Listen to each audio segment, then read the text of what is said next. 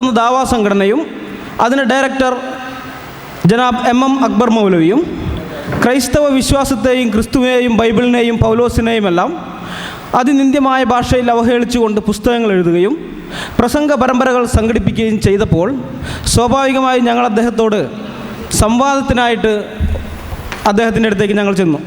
സാക്ഷി അദ്ദേഹത്തെ സമീപിച്ചു. സംവാദത്തിനായിട്ട് നമുക്ക് ഇങ്ങനെ ഏകപക്ഷീയമായി നടത്തിക്കൊണ്ടുപോകുന്നത് ശരിയല്ല, നമുക്കൊരു സംവാദം നടത്താമെന്ന് പറഞ്ഞു. എന്നാൽ സംവാദത്തിന് വരാതെ അവർ പിന്മാറുകയാണുണ്ടായത്. സംവാദത്തിലെ കാര്യങ്ങളിൽ അവർക്ക് എന്തുകൊണ്ടാണെന്നറിയില്ല, സംവാദത്തിന് അവർ ഭയപ്പെടുന്നു. അങ്ങനെയാണ് ഞങ്ങൾക്ക് തോന്നിയത്. ഇങ്ങനെയുള്ള അവസ്ഥയിൽ ഞങ്ങളുടെ കർത്താവായ ദൈവത്തിൻ്റെ വചനത്തിലുള്ള കൽപ്പന പ്രകാരം അവർക്ക് മറുപടി കൊടുക്കേണ്ട ഒരു നിർബന്ധം ഞങ്ങളുടെ മേലുള്ളതുകൊണ്ട് ഇന്ത്യൻ ഭരണഘടന നൽകിയിരിക്കുന്ന അവകാശത്തിൻ്റെ ആ കീഴിൽ നിന്നുകൊണ്ട് ഞങ്ങൾ അവർക്ക് മറുപടി കൊടുക്കേണ്ട നിർബന്ധിതാവസ്ഥ വന്നിരിക്കുന്നു. അതാണ് ഇപ്പോൾ ഇവിടെ നടക്കുന്നത്. കഴിഞ്ഞ മാസം ഇതേ എറണാകുളം പട്ടണത്തിൽ 2 പ്രോഗ്രാമുകളാണ് നിച്ച് ഓഫ് ട്രൂത്തിൻ്റെ ബാനറിൽ നടന്നത്. അത് ക്രൈസ്തവ വിശ്വാസത്തെ അധിക്ഷേപിക്കാൻ വേണ്ടി തന്നെ കരുതിക്കൂട്ടി നടത്തിയ പ്രോഗ്രാമുകളുമാണ്. അതിൽ പങ്കെടുത്തിട്ടുള്ളവർക്കത് മനസ്സിലാക്കുവാനായിട്ട് കഴിയും. ഒന്നിൻ്റെ തലക്കെട്ട് മിഷണറിമാർക്ക് മറുപടി എന്നായിരുന്നെങ്കിലും യാതൊരുവിധമായ മറുപടിയും ഞങ്ങളതിൽ കണ്ടില്ല. യാതൊരുവിധമായ മറുപടിയും അതിലുണ്ടായിരുന്നില്ല. രണ്ടാമത്തെ പരിപാടിയുടെ തലക്കെട്ട് യേശു ക്രിസ്തു ആരാണ്, ദൈവമോ ദൈവപുത്രനോ പ്രവാചകനോ എന്നുള്ളതായിരുന്നു. ഇത് തികച്ചും പ്രകോപനപരമായൊരു തലക്കെട്ടാണ്. ഇതിന് മറുപടിയായി ആരെങ്കിലും മുഹമ്മദ് ആരാണ്, പ്രവാചകനോ ആൾ ദൈവമോ കള്ളപ്രവാചകനോ എന്ന് ചോദിച്ചുകൊണ്ടൊരു പരിപാടി സംഘടിപ്പിക്കുകയാണെങ്കിൽ ഇവിടെ എന്തുണ്ടാകുമെന്ന് ഞാൻ പറയാതെ തന്നെ നിങ്ങൾക്ക് ഏവർക്കും അറിയാവുന്നതാണ്. ആ പ്രോഗ്രാമിലെ മുഖ്യ പ്രഭാഷകൻ അത് ശ്രീ മുഹമ്മദ് ഈസയാണ്. അദ്ദേഹം ഇവിടെ വന്നിട്ടുണ്ട്. അദ്ദേഹം 2 പുസ്തകങ്ങൾ എഴുതിയിട്ടുണ്ട്. യേശു മശിഹ ഏത് പക്ഷത്ത് എന്നുള്ളൊരു പുസ്തകം, ക്രൈസ്തവ മാർഗം യാഥാർത്ഥ്യമെന്ത് എന്ന മറ്റൊരു പുസ്തകം. ഇതാണ് യേശു മശിഹ ഏത് പക്ഷത്ത് എന്നുള്ള പുസ്തകം, അദ്ദേഹത്തിൻ്റെ പുസ്തകമാണ്. ഈ പുസ്തകത്തിൽ മൊത്തം 147 പേജുകളുണ്ട്. 8ാമത്തെ പേജ് മുതലാണ് ഈ പുസ്തകം ആരംഭിക്കുന്നത്. അതായത് 140 പേജാണ് അതിൻ്റെ കണ്ടൻറ്റ്. ഇസ്ലാമാണ് ശരി, അള്ളാഹുവാണ് യഥാർത്ഥ ദൈവം, ശ്രീ മുഹമ്മദാണ് യഥാർത്ഥ അവസാനത്തെ പ്രവാചകൻ അല്ലെങ്കിൽ യേശു ക്രിസ്തുവിൻ്റെ പിൻഗാമിയായിട്ട് വന്ന പ്രവാചകൻ, ഖുർആനാണ് ശരിയായ വേദഗ്രന്ഥം എന്നൊക്കെ സ്ഥാപിക്കുവാൻ വേണ്ടി അദ്ദേഹം എഴുതിയ ഈ പുസ്തകത്തിൽ മേൽപ്പറഞ്ഞ വിഷയങ്ങൾ വിവരിക്കുവാൻ വേണ്ടി എത്ര പേജുകളാണ് അദ്ദേഹം നീക്കി വച്ചിരിക്കുന്നത് നിങ്ങൾക്കറിയാമോ? വെറും 12.5 പേജുകൾ. ഞാൻ പേജ് എണ്ണി, കൃത്യമായിട്ട് ഞാൻ എണ്ണി. 12.5 പേജുകൾ, അതായത് 10% താഴെ മാത്രം. ബാക്കി 90% പേജുകൾ അദ്ദേഹം ക്രൈസ്തവ വിശ്വാസത്തെ ആക്രമിക്കുവാൻ വേണ്ടി, യേശുക്രിസ്തു ദൈവമല്ലെന്നും ബൈബിൾ ശരിയായതല്ലെന്നും പൗലോസ് വ്യാജ അപ്പോസ്തലനാണ്, പിശാചിൽ നിന്നുള്ളവനാണ് എന്നൊക്കെ സ്ഥാപിക്കാൻ വേണ്ടി അദ്ദേഹം നീക്കി വച്ചിരിക്കുന്നു. നിങ്ങളൊന്ന് ചിന്തിച്ചു നോക്കുക. ഏതെങ്കിലും ഒരു ക്രിസ്ത്യാനി 140 പേജ് കണ്ടൻ്റുള്ളൊരു പുസ്തകം എഴുതുകയും അതിൽ 12.5 പേജുകൾ മാത്രം ക്രൈസ്തവ വിശ്വാസത്തെ ഉയർത്തിക്കാണിക്കുവാൻ അല്ലെങ്കിൽ അത് ശരിയായതാണെന്ന് സ്ഥാപിക്കുവാൻ വേണ്ടി എഴുതുകയും ബാക്കിയുള്ള പേജുകൾ മുഴുവൻ ഇസ്ലാമിനെ വിമർശിക്കുവാൻ വേണ്ടി നീക്കിവെക്കുകയും ചെയ്താൽ, അങ്ങനെ ഒരു പുസ്തകം എഴുതി പ്രസിദ്ധീകരിച്ചാൽ എന്ത് സംഭവിക്കും? ഇവിടെ കൈവെട്ടിൻ്റെയും കാലുവെട്ടിൻ്റെയൊക്കെ ഘോഷയാത്രയായിരിക്കില്ലേ? നിങ്ങൾ ആലോചിച്ച് നോക്കുക. ഇനി അത് മാത്രമോ, നമ്മൾ ക്രൈസ്തവർ ആ പുസ്തകത്തെ അംഗീകരിക്കുമോ? ക്രൈസ്തവർ ആ പുസ്തകത്തെ അംഗീകരിക്കുമോ? നാം ഒരിക്കലും അംഗീകരിക്കുകയില്ല. നമ്മുടെ വിശ്വാസം ശരിയായതാണ് എന്ന് സ്ഥാപിക്കുവാൻ നമുക്ക് മറ്റൊരു വിശ്വാസത്തെയും അധിക്ഷേപിക്കേണ്ട കാര്യമില്ല. നമ്മുടെ കൈവശം മഹത്തായൊരു സന്ദേശമുണ്ട്. സുവിശേഷം എന്ന് പറയുന്ന മഹത്തായൊരു സന്ദേശം, ലോകത്ത് മറ്റാർക്കും അവകാശപ്പെടാൻ കഴിയാത്തൊരു സന്ദേശം. സുവിശേഷത്തെക്കുറിച്ച് ഞങ്ങൾ ഒരിക്കലും ലജ്ജിക്കുന്നില്ല. സുവിശേഷത്തിൻ്റെ 3 ഭാഗങ്ങൾ, അതിൽ നിന്ന് ഞങ്ങൾ ലജ്ജിക്കാത്ത 3 ഭാഗങ്ങൾ ഏതൊക്കെയാണെന്ന് പറയാം. ഒന്ന്, സുവിശേഷം പരിചയപ്പെടുത്തുന്ന ഒരു വ്യക്തിയുണ്ട്, കർത്താവായ യേശു ക്രിസ്തു. ആ യേശു ക്രിസ്തുവിനെ ചൊല്ലി ഞങ്ങൾ ഒരിക്കലും ലജ്ജിക്കുന്നില്ല. കൊല്ലം 2000-ഓളമായല്ലോ. സംസ്കാരങ്ങൾ എത്ര ഉദയം ചെയ്യുകയും മണ്ണിടുകയും ചെയ്തു. ഏതൊരു സംസ്കാരത്തിലും ഏതൊരു ജീവിത കാലഘട്ടത്തിലും ജീവിച്ച ഏതൊരു ക്രിസ്ത്യാനിക്കും ലജ്ജിക്കുകയോ തലകുനിക്കുകയോ ചെയ്യേണ്ടതായ യാതൊരു പ്രവൃത്തിയും ഞങ്ങളുടെ കർത്താവ് ചെയ്തിട്ടില്ല. അതുകൊണ്ട് തന്നെ ഞങ്ങൾ ഞങ്ങളുടെ കർത്താവായ യേശു ക്രിസ്തുവിനെക്കുറിച്ച് അഥവാ സുവിശേഷം പരിചയപ്പെടുത്തുന്ന ആ വ്യക്തിയെക്കുറിച്ച് ലജ്ജിക്കുന്നില്ല. അടുത്തത്, സുവിശേഷം പരിചയപ്പെടുത്തുന്ന ഒരു സന്ദേശമുണ്ട്. ആ സന്ദേശം അത് നിസ്തുല്യമായ സന്ദേശമാണ്.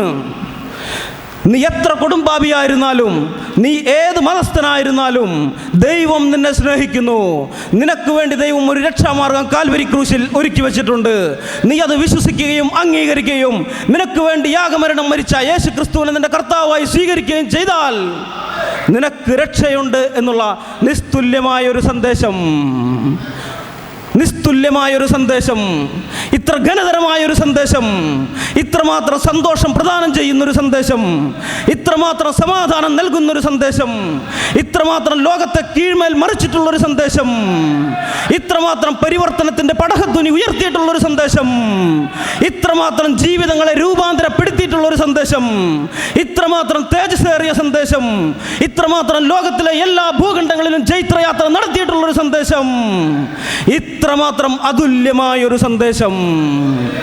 അങ്ങനെ ഒരു സന്ദേശം വേറെയുണ്ടോ? ഈ ലോകം വേറെ കേട്ടിട്ടുണ്ടോ? അങ്ങനെയുള്ളൊരു സന്ദേശത്തിൻ്റെ പതാകവാഹകരായ നമുക്ക്, അങ്ങനെയുള്ളൊരു സന്ദേശത്തിൻ്റെ പ്രചാരകരായ നമുക്ക് മറ്റേതെങ്കിലും വിശ്വാസത്തെ അധിക്ഷേപിച്ചിട്ട് വേണോ നമ്മുടെ സന്ദേശം ശരിയായതാണെന്ന് സ്ഥാപിക്കുവാൻ? നമുക്കതിൻ്റെ ആവശ്യമുണ്ടോ സഹോദരങ്ങളെ? ഒരിക്കലുമില്ല. അതുകൊണ്ടാണ് ഞാൻ ആദ്യമേ പറഞ്ഞത്, ക്രൈസ്തവർ തന്നെ അങ്ങനെയുള്ള പുസ്തകത്തെ തള്ളിപ്പറയും. അത് 100% സത്യമായ കാര്യമാണ്. നമുക്കൊരിക്കലും മറ്റുള്ളവരുടെ വിശ്വാസങ്ങളെയോ അവരുടെ ദൈവങ്ങളെയോ അവരുടെ ഗ്രന്ഥങ്ങളെയോ അധിക്ഷേപിച്ചുകൊണ്ട് നമ്മുടെ വിശ്വാസം ശരിയായതാണെന്ന് സ്ഥാപിക്കേണ്ട ഒരു ഗതികേടില്ല. സ്വർഗത്തിലെ നമ്മുടെ ദൈവം അങ്ങനെയുള്ള ഗതികെട്ടൊരു ദയനീയ അവസ്ഥയിൽ നമ്മളെ ഒരിക്കലും കൊണ്ടെത്തിച്ചിട്ടില്ല. ഇത് 100% സത്യമായ കാര്യമാണെന്ന് എനിക്കും നിങ്ങൾക്കും അറിയാം.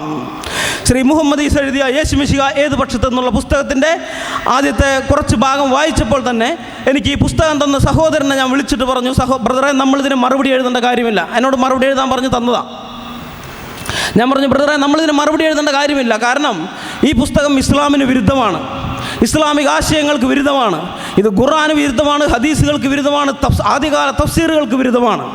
അതുകൊണ്ട് തന്നെ മുസ്ലിം സ്നേഹിതന്മാർ ഈ പുസ്തകത്തെ തള്ളിപ്പറയും. നമ്മളിതിന് മറുപടി എഴുതി സമയം കളയേണ്ട കാര്യമില്ല എന്ന് ഞാൻ പറയുകയുണ്ടായി. പക്ഷേ നിർഭാഗ്യമെന്ന് പറയട്ടെ, ഇസ്ലാമിനെക്കുറിച്ച് ഞങ്ങൾ പഠിച്ച് മനസ്സിലാക്കിയിടത്തോളം പോലും മുസ്ലിം സ്നേഹിതന്മാർ മനസ്സിലാക്കിയിട്ടില്ല എന്നെനിക്ക് മനസ്സിലായത് ഈ പുസ്തകത്തെ അവർ കൊണ്ടാടുന്നത് കണ്ടപ്പോഴാണ്. മാത്രമല്ല, എൻ്റെ പുസ്തകത്തിന് ആരും മറുപടി എഴുതിയിട്ടില്ല എന്ന് ശ്രീ മുഹമ്മദ് ഈസ പലയിടത്ത് പറയുകയും ചെയ്തു. അതുകൊണ്ട് ഞങ്ങൾ അദ്ദേഹവുമായൊരു സംവാദം നടത്തേണ്ടതിന് വേണ്ടി അദ്ദേഹത്തെ സമീപിക്കുകയുണ്ടായി.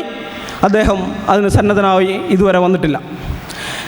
എന്നാൽ അതിനിടയിൽ ഒരു സംഭവം ഉണ്ടായി. കോഴിക്കോട് വെച്ച് ദിശ എന്ന പ്രോഗ്രാം നടന്നപ്പോൾ അവിടെ വന്ന ചില മുസ്ലിം സുഹൃത്തുക്കൾ ഞങ്ങളുമായി സംസാരിക്കുകയും മുഹമ്മദ് ഈസയുമായി ഞങ്ങളൊരു ഡിബേറ്റ് വെച്ചാൽ നിങ്ങൾക്ക് വരാൻ കഴിയുമോ എന്ന് അന്വേഷിക്കുകയും ചെയ്തു. തീർച്ചയായും സന്തോഷത്തോടുകൂടെ വരാമെന്ന് ഞങ്ങൾ മറുപടി കൊടുക്കുകയും ചെയ്തു. അങ്ങനെ മുഹമ്മദ് ഈസ എഴുതിയ 2 പുസ്തകങ്ങൾ അടിസ്ഥാനപ്പെടുത്തി കോഴിക്കോട് വെച്ച് ഒരു സംവാദം നടത്തുകയുണ്ടായി. വലിയതായ സംവാദമൊന്നുമല്ല, ചെറുതായിട്ടൊരു ഹോട്ടൽ മുറിക്കുള്ളിൽ വെച്ച് ഞങ്ങൾ നടത്തിയതാണ്. ഇസ്ലാമിക വിഷയത്തിൽ, അതായത് ഖുർആനിലും ഹദീസുകളിലും തനിക്ക് വലിയ അറിവില്ലെന്നും എന്നാൽ ക്രൈസ്തവ വിഷയങ്ങളിൽ താൻ സംസാരിക്കാൻ തയ്യാറാണെന്നും പറഞ്ഞുകൊണ്ടാണ് മുഹമ്മദ് ഈസ അവിടെ വന്നത്. ബൈബിളിൽ നിന്ന് മാത്രമല്ലാതെ ഖുർആനിൽ നിന്നും ഹദീസുകളിൽ നിന്നും തഫ്സീറുകളിൽ നിന്നും തെളിവുകൾ ഉദ്ധരിച്ചുകൊണ്ട്, ബൈബിളിൽ നിന്ന് ഞങ്ങൾ തെളിവ് ഉദ്ധരിച്ചുകൊണ്ട് പറഞ്ഞു പൗലോസ് അപ്പോസ്തലൻ വ്യാജ അപ്പോസ്തലനല്ല, സത്യ അപ്പോസ്തലനാണ്. അതുമാത്രമല്ലാതെ ഇസ്ലാമിക ഗ്രന്ഥങ്ങളിൽ നിന്ന് ഞങ്ങൾ തെളിവുകൾ ഉദ്ധരിച്ചുകൊണ്ട് അവിടെ സ്ഥാപിച്ചു പൗലോസ് അപ്പോസ്തലനെ ആദ്യകാല മുസ്ലിങ്ങളെല്ലാവരും, ശ്രീ മുഹമ്മദ് അടക്കമുള്ള ആദ്യകാല മുസ്ലിങ്ങളെല്ലാവരും അംഗീകരിച്ചിരുന്നു എന്നുള്ള കാര്യം. അതിനൊരു മറുപടി കൊടുക്കുവാൻ അദ്ദേഹത്തിന് കഴിയാത്തത് കൊണ്ട് എന്തുണ്ടായെന്നറിയാമോ? ലോകത്തിൽ ഇന്നേ വരെ നാം കേട്ടിട്ടില്ലാത്തൊരു സംഭവം അവിടെ നടന്നു. മോഡറേറ്റർ തന്നെ സംവാദകനായി രൂപാന്തരപ്പെട്ടു. ഇങ്ങനെയെന്ന് നിങ്ങൾ എവിടെയെങ്കിലും കേട്ടിട്ടുണ്ടോ? ഒരു മോഡറേറ്ററുടെ ജോലി എന്താണ്? ഇരുപക്ഷത്തെയും സംവാദം നിയന്ത്രിക്കുക, സംവാദകരെ നിയന്ത്രിക്കുക, കാണികളെ നിയന്ത്രിക്കുക. അതിനപ്പുറമായിട്ട് ഇരുപക്ഷത്തെ സംവാദകരും തങ്ങൾക്ക് പറയാനുള്ള വിഷയം അവതരിപ്പിക്കുകയും അതുപോലെ ഖണ്ഡനം നടത്തുകയും മറുപടി പറയുകയൊക്കെ ചെയ്ത് ഉപസംഹരിച്ച് സംവാദം അവസാനിപ്പിച്ചു കഴിഞ്ഞാൽ പിന്നെ മോഡറേറ്ററുടെ ജോലി നന്ദി പറയുക എന്നുള്ളത് മാത്രമാണ്. നന്ദി പറയുക, എല്ലാവർക്കും നന്ദി പറഞ്ഞത് അവസാനിപ്പിക്കുക എന്നുള്ളതാണ്. പക്ഷേ അതല്ല അവിടെ സംഭവിച്ചത്. അദ്ദേഹം ഒരു പക്ഷത്ത് ചേർന്ന്, ഇസ്ലാം പക്ഷത്ത് ചേർന്ന് ഞാൻ ഉന്നയിച്ച പല കാര്യങ്ങൾക്കും മറുപടി പറയാൻ ശ്രമിക്കുകയും അതുപോലെ തന്നെ ബൈബിളിനെതിരെ ധാരാളം ആരോപണങ്ങൾ ഉന്നയിക്കുകയും ചെയ്തു. എന്തുകൊണ്ടാണ് അദ്ദേഹം അങ്ങനെ ചെയ്യേണ്ടി വന്നത് എന്നുള്ളതറിയാൻ ഈ ക്ലിപ്പ് നിങ്ങൾ കണ്ടാൽ മതി. ഖുർആനും ഹദീസുമായി ബന്ധപ്പെട്ട വിഷയത്തിൽ മുഹമ്മദ് ഈസ പൊതുവായി പറഞ്ഞൊരു മറുപടി, അദ്ദേഹം ഒരു ഖുർആനിക ഇസ്ലാമിക പണ്ഡിതനല്ലാത്ത ഒരു പരിമിതി അദ്ദേഹത്തിനുണ്ട് എന്ന്. ഇസ്ലാമിക പണ്ഡിതനല്ലാത്ത ഒരു പരിമിതി അദ്ദേഹത്തിനുണ്ട് എന്ന് ഒരിക്കൽ കൂടി കേൾക്കട്ടെ എല്ലാവരും. ഖുർആനും ഹദീസുമായി ബന്ധപ്പെട്ട വിഷയത്തിൽ മുഹമ്മദ് ഈസ പൊതുവായി പറഞ്ഞൊരു മറുപടി, അദ്ദേഹം ഒരു ഖുർആനിക ഇസ്ലാമിക പണ്ഡിതനല്ലാത്ത ഒരു പരിമിതി അദ്ദേഹത്തിനുണ്ട് എന്ന്. ഇസ്ലാമിക പണ്ഡിതനല്ലാത്ത ഒരു പരിമിതി അദ്ദേഹത്തിനുണ്ട് എന്ന് കേട്ടല്ലോ. ഞങ്ങളവിടെ അവതരിപ്പിച്ച ഖുർആൻ ഹദീസുമായി ബന്ധപ്പെട്ട വിഷയത്തിൽ മുഹമ്മദ് ഈസ പൊതുവായി പറഞ്ഞൊരു മറുപടി, അദ്ദേഹം ഖുർആനിക ഇസ്ലാമിക പണ്ഡിതനല്ലാത്ത ഒരു പരിമിതി അദ്ദേഹത്തിനുണ്ട് എന്നുള്ളതാണ്. അതുകൊണ്ടാണ് അദ്ദേഹത്തിന് മറുപടി പറയേണ്ടി വന്നത്. ഖുർആനിക ഇസ്ലാമിക വിഷയത്തിൽ പണ്ഡിതനല്ലാത്തൊരു വ്യക്തി എന്തിനിങ്ങനെ പുസ്തകം എഴുതാൻ പോയി? ആരെങ്കിലും പറഞ്ഞു പുസ്തകം എഴുതാൻ? പഠിക്കാത്ത വിഷയത്തിൽ പുസ്തകം എഴുതാൻ ആര് പറഞ്ഞു? ഞങ്ങൾ ആരെങ്കിലും പറഞ്ഞോ? പുസ്തകം എഴുതി ആ പുസ്തകത്തിലെ കാര്യങ്ങളെക്കുറിച്ച് ഞങ്ങൾ ചോദിക്കാൻ ചെന്നപ്പോൾ കിട്ടിയ മറുപടി ഇതാ: ഖുർആനിക ഇസ്ലാമിക വിഷയത്തിൽ പണ്ഡിതനല്ലത്രേ. ഖുർആനിക ഇസ്ലാമിക വിഷയത്തിൽ പണ്ഡിതനല്ലാത്തൊരു മുസൽമാൻ ആദ്യം ചെയ്യേണ്ടത് പഠിക്കുക എന്നുള്ളതാണ്. അത് പഠിച്ചു കഴിഞ്ഞിട്ട് വേണം മറ്റുള്ളവരുടെ വിശ്വാസത്തെ ആക്രമിക്കാൻ. അതല്ല അതിൻ്റെ ശരി. അത് ചെയ്യാതെ മറ്റുള്ളവരുടെ വിശ്വാസം തെറ്റാണെന്ന് പറഞ്ഞുകൊണ്ട് നടക്കുകയും അത് പ്രസംഗിച്ചുകൊണ്ട് നടക്കുകയും ചെയ്യുന്നത് ശരിയായിട്ടൊരു ധാർമ്മികമായ ഒരു ശരിയായ കാര്യമല്ല. അത് ഞാൻ പ്രത്യേകിച്ച് പറയേണ്ട കാര്യമില്ല. ഏതായാലും അവിടെ അന്ന് സംവാദം വീക്ഷിക്കാൻ വന്നവർക്ക് വളരെയധികം ആശയക്കുഴപ്പമുണ്ടായി. കാരണം ഞങ്ങൾ ബൈബിളിൽ നിന്ന് മാത്രം തെളിയിച്ചിരുന്നെങ്കിൽ അവർക്ക് വലിയ പ്രശ്നം ഉണ്ടാവില്ലായിരുന്നു. ഞങ്ങൾ ഖുർആൻ എടുത്ത് തെളിയിച്ചു, ഹദീസുകൾ എടുത്ത് തെളിയിച്ചു, തഫ്സീറും എടുത്ത് തെളിയിച്ചു. അപ്പോൾ അവർക്ക് ഡൗട്ട് വന്നു കഴിഞ്ഞപ്പോൾ ആ ഡൗട്ട് ദൂരീകരിക്കേണ്ടതിനാണ് ഈ മോഡറേറ്റർക്ക് അങ്ങനെ ഇടപെടേണ്ടി വന്നത്. കാരണം ശ്രീ മുഹമ്മദ് ഈസ പറയുന്നതാണ് സത്യമെങ്കിൽ ഈ പറഞ്ഞ ഖുർആനും ഹദീസുകളും തഫ്സീറും ഒക്കെ തള്ളേണ്ടി വരും. അതല്ല, അതാണ് ശരിയെന്ന് വിശ്വസിക്കുകയാണെങ്കിൽ ഇദ്ദേഹം പറയും തള്ളേണ്ടി വരും. രണ്ടും ഒരിക്കലും ശരിയാവുകയില്ല. അതുപോലത്തെ കാര്യങ്ങളാണ് ഞങ്ങൾ അവിടെ തെളിയിച്ചത്. അതുകൊണ്ടാണ് മോഡറേറ്റർക്ക് ഇടപെടേണ്ടി വന്നത്. ഈ സംഭവത്തിന് ശേഷം പെരുമ്പാവൂർ വെച്ച് ഞങ്ങൾ 2013 ഡിസംബറിൽ സ്നേഹ സന്ദേശം 2003 എന്ന പരിപാടി സംഘടിപ്പിച്ചപ്പോൾ അതിൻ്റെ ചോദ്യോത്തര സെഷനിൽ കടന്നു വന്ന് ശ്രീ മുഹമ്മദ് ഈസ രാത്രി ഒരു ഏകദേശം 9 മണിയായിട്ടുണ്ട്. അദ്ദേഹം പറഞ്ഞു, സംവാദത്തിന് ഞാനിപ്പോൾ തയ്യാറാണ്, നിങ്ങളുമായിട്ട് സംവാദത്തിന് ഞാനിപ്പോൾ തയ്യാറാണെന്ന് പറഞ്ഞു. എന്നാൽ സമയത്തിൻ്റെ പരിമിതി ഉണ്ടായതുകൊണ്ട് ഞങ്ങൾ പറഞ്ഞു, ഇപ്പോൾ പറ്റില്ല, നമുക്ക് സംവാദം നടത്താം. ഇവിടുന്ന് ഈ പ്രോഗ്രാം കഴിഞ്ഞതിന് ശേഷം തന്നെ ഏത് തീയതിയിൽ സംവാദം നടത്തണം എന്നുള്ള കാര്യം നമുക്ക് ചർച്ച ചെയ്ത് തീരുമാനിച്ചിട്ട് പിരിഞ്ഞു പോകാമെന്ന് പറഞ്ഞു. പക്ഷേ ആ പ്രോഗ്രാം തീർന്നു കഴിഞ്ഞപ്പോൾ ഞങ്ങൾ നോക്കിയപ്പോൾ മുഹമ്മദ് ഈസയോ അദ്ദേഹത്തിൻ്റെ കൂടെയുള്ള ആരെയും കണ്ടില്ല. അവർ അതിനേക്കാൾ മുൻപേ പോവുകയാണ് ഉണ്ടായത്. എങ്കിലും പിറ്റേന്ന് തന്നെ സാക്ഷിയുടെ ആളുകൾ അദ്ദേഹത്തെ ചെന്ന് കണ്ടു. സംവാദത്തിനുള്ളൊരു തീയതി നിശ്ചയിക്കണം എന്നുള്ള കാര്യങ്ങളൊക്കെ പറയുകയും ചെയ്തപ്പോൾ അദ്ദേഹം മറുപടി പറയാമെന്ന് പറഞ്ഞു. ഏകദേശം 2 ആഴ്ച അതിൻ്റെ പുറകെ നടന്നപ്പോൾ 2 ആഴ്ച കഴിഞ്ഞപ്പോൾ ഞങ്ങൾക്ക് അദ്ദേഹം ഒരു കത്ത് തന്നു. ആ കത്ത് കിട്ടിക്കഴിഞ്ഞപ്പോഴാണ്, അത് ഞങ്ങൾ നെറ്റിലിട്ടിട്ടുണ്ട്, satyamargam.org എന്ന വെബ്സൈറ്റിൽ നിങ്ങൾ നോക്കിയാൽ ആ കത്ത് അവിടെ ഞങ്ങൾ പ്രസിദ്ധീകരിച്ചത് കാണാനായിട്ട് പറ്റും. ആ കത്ത് കിട്ടിക്കഴിഞ്ഞപ്പോഴാണ് ലോകത്തിൽ ഇന്ന് വരെ കേട്ടിട്ടില്ലാത്ത വിധമുള്ള ഒരു സംവാദമാണ് അദ്ദേഹം പ്ലാൻ ചെയ്തിരിക്കുന്നതെന്ന് ഞങ്ങൾക്ക് മനസ്സിലായത്. സംവാദത്തെ അദ്ദേഹം ഘട്ടം ഘട്ടമായി തിരിച്ചിരിക്കുകയാണ്. സംവാദം 1-ാം ഘട്ടം വിഷയാവതരണം 1.5 മണിക്കൂർ വീതം വിഷയാവതരണം നടത്തി 2 വർഷത്തിനും ഓരോരോ വീട്ടുകളിലേക്ക് പോകാം.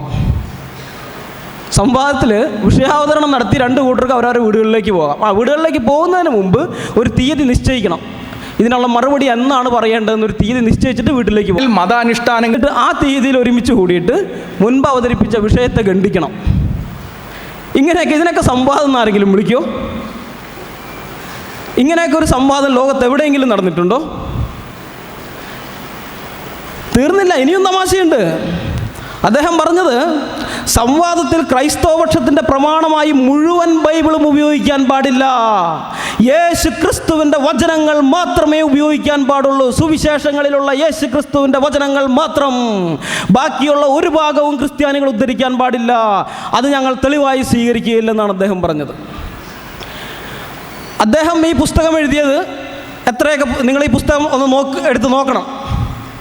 അദ്ദേഹത്തിന് ഉൽപ്പത്തി മുതൽ വെളിപ്പാട് വരെയുള്ള 66 പുസ്തകത്തിൽ നിന്നും ഉദ്ധരിച്ചുകൊണ്ട് ക്രൈസ്തവർ വിശ്വാസം തെറ്റാണെന്ന് സ്ഥാപിക്കാൻ പുസ്തകം എഴുതാം. പക്ഷെ അതിന് ഞങ്ങൾ മറുപടി പറയാൻ പോകുമ്പോൾ യേശു ക്രിസ്തുവിൻ്റെ വചനം മാത്രമേ എടുക്കാൻ പാടൂ, വേറൊന്നും എടുക്കരുത്. ആലോചിച്ച് നോക്ക്, ഇതൊക്കെ എന്ത് വിഡ്ഢിത്തരമാണ്. അത് മാത്രമല്ല, അദ്ദേഹം വേറെ ചില കാര്യങ്ങൾ കൂടി പറഞ്ഞു. ഈ 4 സുവിശേഷങ്ങളിൽ നിന്ന് ഉദ്ധരിക്കുന്നതിന് മുൻപേ അവയുടെ ആധികാരികത ബോധ്യപ്പെടുത്തണം. അത് ആരെഴുതി, ആർക്കെഴുതി, എപ്പോൾ എഴുതി, എന്തിനെഴുതി, എവിടെ വെച്ച് എഴുതി, ഇതാര് പരിശോധിച്ച് നോക്കി, യേശു ക്രിസ്തു ഇത് പരിശോധിച്ച് നോക്കിയിട്ടുണ്ടോ, അപ്പോസ്തലന്മാരുടെ യെരുശലേം സഭയിൽ ഇതെപ്പോൾ, അല്ലെങ്കിൽ സഭകളിൽ ഇതെപ്പോൾ ഉപയോഗിക്കാൻ തുടങ്ങി, ഇതിനെതിരെ ആരെങ്കിലും എന്തെങ്കിലും ആക്ഷേപം ഉന്നയിച്ചിട്ടുണ്ടോ, ഇങ്ങനെയുള്ള കാര്യങ്ങളെല്ലാം ഞങ്ങൾ തെളിയിച്ച് ആധികാരികത ബോധ്യപ്പെടുത്തിയതിന് ശേഷം മാത്രമേ അതിന് ഉദ്ധരിക്കാൻ പാടുള്ളൂ. ഇത്രേ. ഇദ്ദേഹം ഈ പുസ്തകം എഴുതിയപ്പോൾ അതിൽ ധാരാളം ഉദ്ധരണികൾ ബൈബിളിൽ നിന്ന് എടുത്തിട്ടുണ്ടല്ലോ. 4 സുവിശേഷങ്ങളിൽ നിന്ന് മാത്രമല്ല, മറ്റു പലയിടങ്ങളിൽ നിന്ന് എടുത്തിട്ടുണ്ട്. ഈ ആധികാരികത ബോധ്യപ്പെടാതെയാണോ അദ്ദേഹം ഇതൊക്കെ എടുത്ത് ഉദ്ധരിച്ചത്? ഈ ആധികാരികത ബോധ്യപ്പെടാതെയാണോ ഇത് ഉദ്ധരിച്ചത്? അപ്പോൾ ഇത് ഉദ്ധരിക്കുന്ന അദ്ദേഹത്തിൻ്റെ ആവശ്യത്തിന് അദ്ദേഹം ഉദ്ധരിക്കുന്ന സമയത്ത് ഇതിൻ്റെ ആധികാരികത അദ്ദേഹത്തിന് പ്രശ്നമല്ല. പക്ഷെ ക്രൈസ്തവർ അതിന് മറുപടി പറയാൻ പോകുമ്പോൾ അതിൻ്റെ ആധികാരികത ഞങ്ങൾ ആദ്യം ബോധ്യപ്പെടുത്തി കൊടുക്കണം. ഇതൊക്കെ നിങ്ങൾ എവിടെയെങ്കിലും കേട്ടിട്ടുണ്ടോ? പിന്നെ അദ്ദേഹം പറഞ്ഞു, ഞാൻ ഇസ്ലാമിക വിഷയത്തിൽ പണ്ഡിതനല്ലാത്തതുകൊണ്ട് ക്രൈസ്തവ വിഷയങ്ങളെക്കുറിച്ച് ഡിബേറ്റിന് ഞാൻ വരാം. ഇസ്ലാമിക വിഷയത്തിലെ ഡിബേറ്റിന് ഞാൻ പണ്ഡിതന്മാരെ കൊണ്ടുവരാം. പണ്ഡിതന്മാരുമായിട്ട് നിങ്ങൾ ഡിബേറ്റ് നടത്തിക്കോ. ക്രൈസ്തവ വിഷയങ്ങൾ സംബന്ധിച്ച് ഏത് കാര്യത്തിന് വേണമെങ്കിലും ഞാൻ സംവാദത്തിന് വരാമെന്ന് പറഞ്ഞു.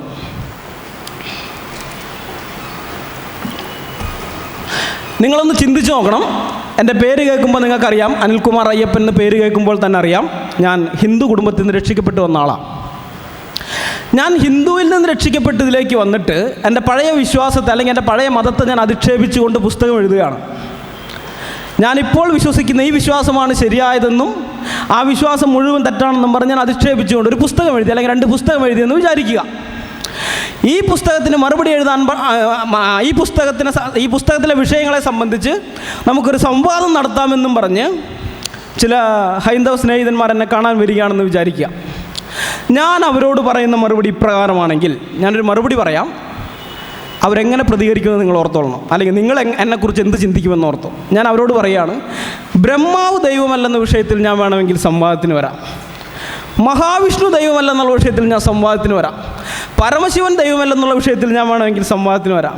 അല്ലെങ്കിൽ നിങ്ങളുടെ കൈവശമിരിക്കുന്ന 4 വേദങ്ങളാകട്ടെ, പുരാണങ്ങളാകട്ടെ, ഉപനിഷത്തുകളാകട്ടെ, ആരണ്യകളാകട്ടെ, ശ്രുതികളാകട്ടെ, സ്മൃതികളാകട്ടെ, ഇതൊന്നും ദൈവിക ഗ്രന്ഥമല്ലെന്നുള്ള വിഷയത്തിൽ ഞാൻ സംവാദത്തിന് വരാം. പക്ഷേ യേശുക്രിസ്തു ദൈവമാണോ എന്നുള്ള വിഷയത്തിൽ ഞാൻ സംവാദത്തിന് വരില്ല. ഞാനത് പഠിച്ചു വരുന്നേ ഉള്ളൂ. ബൈബിൾ ദൈവിക ഗ്രന്ഥമാണെന്നുള്ള വിഷയത്തിൽ ഞാൻ സംവാദത്തിന് വരില്ല. അതിലെനിക്ക് അറിവില്ല, പാണ്ഡിത്യമില്ല, ഞാൻ പണ്ഡിതന്മാരെ കൊണ്ടുവരാം എന്നാണ് ഞാൻ മറുപടി പറയുന്നതെങ്കിൽ അവരെൻ്റെ മുഖത്ത് കാർക്കി ചൂപ്പിയിട്ട് ഇറങ്ങിപ്പോയില്ലേ സുഹൃത്തുക്കളെ? ഇല്ലേ? അതാണ് ഇവിടെ സംഭവിച്ചത്. യേശുക്രിസ്തു ദൈവമല്ലെന്ന് സ്ഥാപിച്ചാലും അള്ളാഹു എങ്ങനെയാണ് ദൈവമാകുന്നത്? യേശുക്രിസ്തു ദൈവമല്ല, അല്ലെങ്കിൽ രാമൻ ദൈവമല്ല, കൃഷ്ണൻ ദൈവമല്ല, ശിവൻ ദൈവമല്ല, അഹൂരാമസ്ഥ ദൈവമല്ല, ബ്രഹ്മാവ് ദൈവമല്ല, വേറെ ലോകത്തുള്ള ഏത് ദൈവമെന്ന ആൾക്കാർ വിശ്വസിക്കുന്നതായ ഏതും ദൈവമല്ല എന്ന് സ്ഥാപിച്ചാലും അള്ളാഹു എങ്ങനെ ദൈവമാകും? അള്ളാഹു ദൈവമാണെങ്കിൽ നിങ്ങൾ അള്ളാഹു ദൈവമാണെന്ന് സ്ഥാപിക്കണം, അല്ലേ? നീ ജയിച്ചോ എന്നൊരു കുട്ടിയോട് ചോദിച്ചാൽ അവൻ പറയുന്ന മറുപടി എൻ്റെ അടുത്തിരുന്നവൻ തോറ്റു എന്നാണെങ്കിൽ അതിൻ്റെ അർത്ഥം അവൻ ജയിച്ചെന്നാണോ? അവനും തോറ്റൂടെ? നീ ജയിച്ചോ എന്ന് ചോദിച്ചാൽ നീ ജയിച്ചോ ഇല്ലയോ എന്നുള്ള ഉത്തരം പറയണം. അതുപോലെ അള്ളാഹു ദൈവമാണോ എന്ന് ചോദിച്ചാൽ യേശുക്രിസ്തു ദൈവമല്ലെന്നുള്ളതല്ല അതിൻ്റെ മറുപടി. അള്ളാഹു ദൈവമാണെന്നുള്ളത് അത് തെളിയിക്കാൻ പറ്റണം. അത് തെളിയിക്കാൻ പറ്റില്ലെങ്കിൽ പിന്നെ എന്ത് കാര്യം? ഇനി അദ്ദേഹത്തിൻ്റെ പുസ്തകത്തെക്കുറിച്ച് എനിക്ക് സമയം അനുവദിച്ചിരിക്കുന്നത് കുറവാണ്, എങ്കിലും സമയപരിധിക്കുള്ളിൽ നിന്നുകൊണ്ട് തന്നെ പരമാവധി ഞാൻ തീർക്കാൻ ആഗ്രഹിക്കുന്നു. അദ്ദേഹത്തിൻ്റെ പുസ്തകത്തെക്കുറിച്ച് ചെറുതായിട്ട് ചില കാര്യങ്ങൾ പറയാൻ ഞാൻ ആഗ്രഹിക്കുന്നു. അദ്ദേഹത്തിൻ്റെ പുസ്തകങ്ങളെ രത്നച്ചുരുക്കം ഞാൻ വളരെ സംക്ഷിപ്തമായിട്ടൊന്ന് അവതരിപ്പിക്കാം. മൂസാ നബി മുഖാന്തരം അള്ളാഹു ഇസ്രായേൽ ജനത്തിന് ഒരു സന്ദേശം നൽകിയത് തൗറാത്താണ്. ഈ തൗറാത്തിനെ യഹൂദന്മാർ അട്ടിമറിച്ച് കളഞ്ഞപ്പോൾ അതിനെ പുനഃസ്ഥാപിക്കാൻ വേണ്ടി ഈസാ നബിയെ അയച്ചു. ഈസാ നബി അയച്ചപ്പോൾ കൂടുതൽ ദൃഷ്ടാന്തങ്ങൾ, മൂസാ നബിക്ക് കൊടുത്തതിനേക്കാൾ കൂടുതൽ ദൃഷ്ടാന്തങ്ങൾ കൊടുത്താണ് അള്ളാഹു അയച്ചത്. അദ്ദേഹത്തിന് ധാരാളം അനുയായി വൃന്ദങ്ങളൊക്കെ ഉണ്ടായി. പിന്നീട് അള്ളാഹു ഈസയെ ഉയർത്തിക്കഴിഞ്ഞതിന് ശേഷം ഈസാ നബിയുടെ ശിഷ്യന്മാർ അദ്ദേഹത്തിൻ്റെ പ്രബോധനങ്ങൾ ജനങ്ങളെ പഠിപ്പിച്ചു. ഈസാ നബിയോട് എതിർപ്പുണ്ടായിരുന്ന യഹൂദനായ പൗലോസ് ഈസാ നബിയുടെ അനുയായികളെ നശിപ്പിക്കാൻ ശ്രമിച്ചെങ്കിലും നടന്നില്ല. അവസാനം അദ്ദേഹം ഒരു തന്ത്രം കണ്ടെത്തി. തനിക്ക് ഈസാ നബി പ്രത്യക്ഷപ്പെട്ടു എന്ന് പറഞ്ഞുകൊണ്ട് ഞാനൊരു ശിഷ്യനായി എന്ന് പറഞ്ഞ് ശിഷ്യന്മാർക്കിടയിൽ നുഴഞ്ഞു കയറി തൻ്റെ ആശയങ്ങൾ അവരെ പഠിപ്പിച്ചു, അല്ലെങ്കിൽ തൻ്റെ ആശയങ്ങൾ അവിടെ പ്രയോഗത്തിൽ വരുത്തി. അങ്ങനെ ഈസാ നബിയിലൂടെ അവതരിപ്പിക്കപ്പെട്ട യഥാർത്ഥമായ സന്ദേശം, അതായത് തൗറാത്തിൻ്റെ സന്ദേശം തന്നെയാണ് ഈസാ നബി അവതരിപ്പിച്ചത്. ആ സന്ദേശം പൗലോസ് അട്ടിമറിച്ച് കളഞ്ഞു. പൗലോസ് അട്ടിമറിച്ച് കളയുക മാത്രമല്ല, പൗലോസിൻ്റെ ശിഷ്യന്മാർ പ്രബലന്മാരായി തീരുകയും ചെയ്തു. ക്രിസ്തുവിൻ്റെ യഥാർത്ഥ ശിഷ്യന്മാരായ യെരുശലേമിലെ സഭയിലും അവിടെയുള്ള അപ്പോസ്തലന്മാരും ഒക്കെ അവർ നാമാവശേഷമായി മാറി. അവരിൽ ആരും വലുതായിട്ടൊന്നും വന്നില്ല. പക്ഷേ പൗലോസിൻ്റെ പക്ഷം ഉയർന്നു വന്നു. അതാണ് ഇന്ന് കാണുന്ന ക്രൈസ്തവർ. അവരെ പൗലോസ്യന്മാരെന്നൊക്കെ അദ്ദേഹം പിന്നെ വേറെ പല സ്ഥലത്തും അധിക്ഷേപിച്ച് വിളിച്ചിട്ടുണ്ട്. അത് നമ്മളെയൊക്കെ പൗലോസ്യന്മാർ, നിങ്ങൾ ക്രിസ്ത്യാനികളല്ല, പൗലോസ്യന്മാരാണെന്നൊക്കെ പറഞ്ഞിട്ട്. ഇതാണ് അപ്പോൾ ഇങ്ങനെ പൗലോസിനാൽ അട്ടിമറിക്കപ്പെട്ട തൻ്റെ സന്ദേശം സംരക്ഷിക്കാൻ വേണ്ടിയാണ് അള്ളാഹു മുഹമ്മദ് നബിയെ അയക്കുന്നത്. മുഹമ്മദ് നബി ആ സന്ദേശം പുനഃസ്ഥാപിച്ചു. അതാണ് ഇസ്ലാം. ഇദ്ദേഹത്തിൻ്റെ പുസ്തകത്തിൻ്റെ രത്നച്ചുരുക്കം ഇതാണ്. ഇത്രയേ ഉള്ളൂ. നിങ്ങളൊന്ന് ചിന്തിച്ച് നോക്കണം. ഈ ഖുർആൻ അനുസരിച്ച് ഈസാ നബിയെ അയച്ചതുപോലെ, ഖുർആൻ ഹദീസുകളും അനുസരിച്ച് ഈസാ നബി അയച്ചതുപോലെ ഒരു പ്രവാചകനെയും അള്ളാഹു അയച്ചതായിട്ട് നമുക്ക് കാണാനായിട്ട് കഴിയുകയില്ല.